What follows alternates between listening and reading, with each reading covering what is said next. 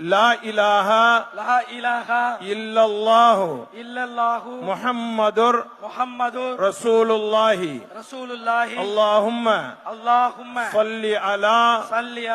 முஹம்மதின் வ அலா ஆலி முஹம்மதின் வ பாரிக் வ சல்லிம் அலைஹி اللهم لك صمت وبك آمنت وعليك توكلت وعلى رزقك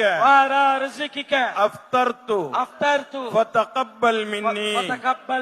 يا الله உனக்காகவே நோன்பு நோற்றோம் உன்னுடைய அருளாலேயே நோன்பை திறக்கின்றோம்